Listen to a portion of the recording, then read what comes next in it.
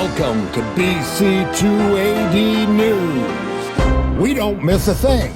With your anchor, Silas Bar-Jonah. Senior travel correspondent, Deborah of Damascus. Economic reporter, Sarah of Cyrene.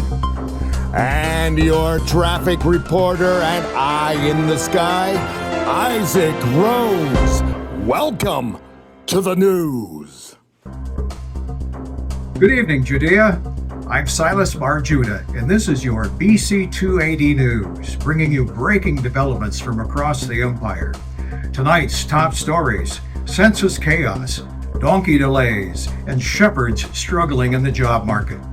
Let's get right to it.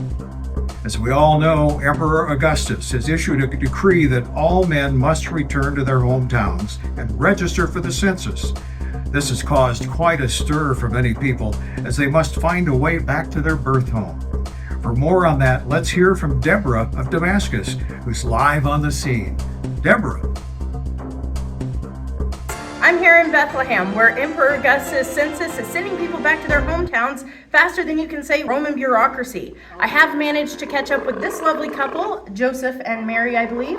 Tell me, where have you traveled from? Well, we've come down from Nazareth, which is typically a 3-day trip, but 4 if your wife is 9 months pregnant. And 5 if your husband insists on asking for directions after you've already passed Jerusalem. Ah, domestic diplomacy, a true miracle of marriage. Tell me, what has you coming to Bethlehem? Not the census, I hope.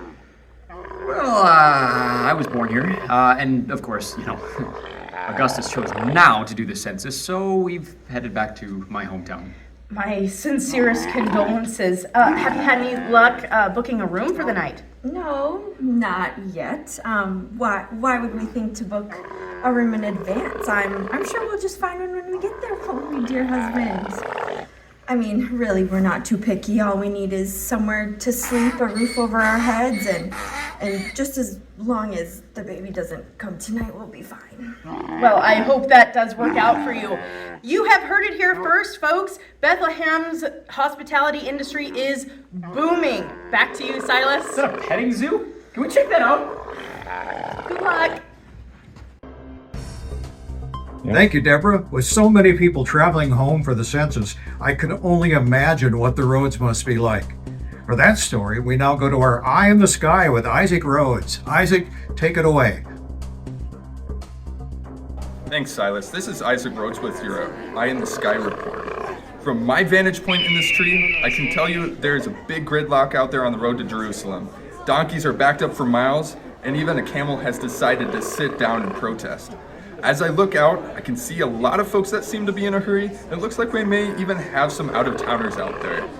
From the looks of it, they may be some sort of royalty, or just really overly dressed merchants, but they seem to know where they're headed.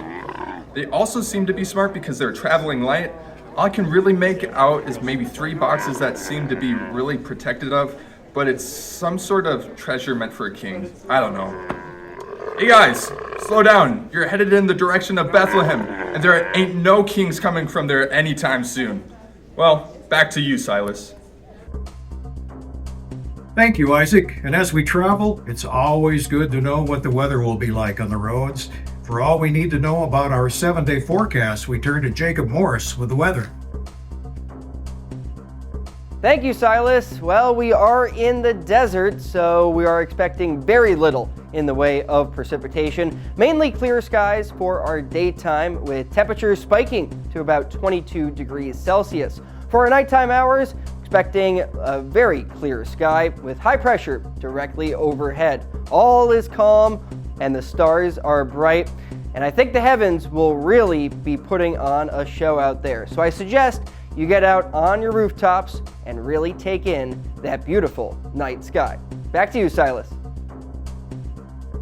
Thank you, Jacob. Well, with the weather being so predictable, we can only hope our economy and job markets are that calm and stable. To find out, let's talk to Sarah out in the fields with the shepherds as they watch their flock. Thank you, Silas. I'm here on the outskirts of Bethlehem where the job market is bad. These shepherds here are working long nights, no benefits, little recognition, but I've got two of them here with me right now, so let's hear from them. Yeah, I guess to be honest, my flock is a little younger and a little bit unruly. Hard to keep them together and focused at times, but it's okay. I'm kind of the new guy on the team, so I'm working through all this stuff and kind of learning as I go. Some of the other more experienced shepherds are maybe getting a little older and maybe need to put out pasture themselves. But I'm thankful to have a job, and we're just doing the best we can with what we got, even when what we've got is we're just grateful to have what we have. Oh, yes. I've been doing this a very long time, and I've noticed that my colleague here is right. The sheep tend to wander and to stray a lot. But I've also noticed that as they get older, they listen to my voice much more. In fact, they love listening to my voice. I just talk and talk and talk. Especially when I talk about shepherds from the past like the great Lewis. Also, when they listen to me, they love it when I tell my old stories of my old shepherding days. Like, have I ever told you about the time that I was shepherding at Lake Tahoe? Thank you, gentlemen. As you can see, there is clearly nothing happening out here with these shepherds. I don't know who would want to be with them. Absolutely nothing of importance would ever seem to happen with these shepherds. So maybe next time you can send me somewhere better than this and with people that smell a little less. It's not that bad. Well, say that for yourself. So, nothing's gonna happen here. Back to you, Silas. Thank you for that story, Sarah. That's all the time we have for tonight. Census confusion, no room at the ends, a couple of real characters out on the road, clear skies, and some shepherds that could use a bath. Just another day in Judea.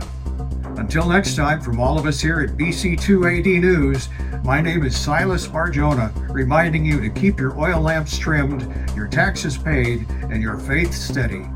Good night and shalom.